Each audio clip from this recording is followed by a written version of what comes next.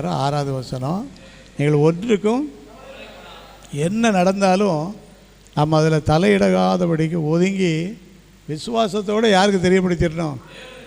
ஆண்டவர் தெரியப்படுத்திட்டோன்னு சொன்னால் அவர் பார்த்துக்கிடுவார். அப்பொழுது எல்லா புத்திக்கும் மேலான தேவ சமாதானம், எல்லா புத்திக்கும் மேலான தேவ சமாதானம். அல்லேலூயா. அப்போது ஆண்டுடைய பிள்ளைகள் என்ன செய்யணும்னு கேட்டால், முதல்ல தாழ்மையோடு இருக்கணும். ரெண்டாவது ஜெபம் பண்ணணும். ஜெபிக்கிற வழக்கம் நமக்கு எப்பொழுதும் இருக்கணும். முழங்கால் போட்டு தான் எப்பொழுதும் ஜெபிக்கணும்னு நினைக்கக்கூடாது. அதுக்கு வாய்ப்பில் இருக்கும்போது செய்யணும். ஆனால் மற்ற நேரங்களில் எல்லாரும் இருதயத்தில் ஜெப சிந்தை செய்யணும், ஓடிக்கிட்டே இருக்கணும். அப்போ ஆண்டவர் அந்த நினைக்கிற நினைவையும் ஒரு ஜெபமாக கருதி அதுக்கும் வெயிட் கொடுப்பார். அல்லேலூயா. ஜெப ஆவி ஊற்றுமையா,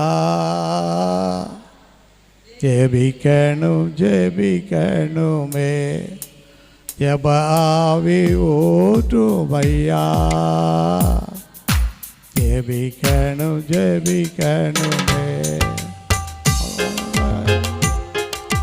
விண்ணப்ப ஜெபம் ஸ்தோத்திர பலி, விண்ணப்ப ஜெபம் எந்நேரமோ நான் ஏறெடுக்கணும், எந்நேரமோ நான் ஏறெடுக்கணும், ஜெப ஆவி ஊற்றுமையா,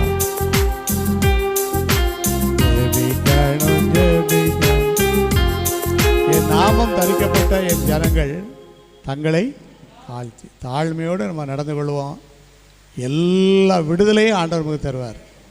ரெண்டாவது, நம்முடைய சுபாவத்தில் எது சுபாவமாக இருக்கணும்னு சொன்னால் ஜெபம் பண்ணணும்.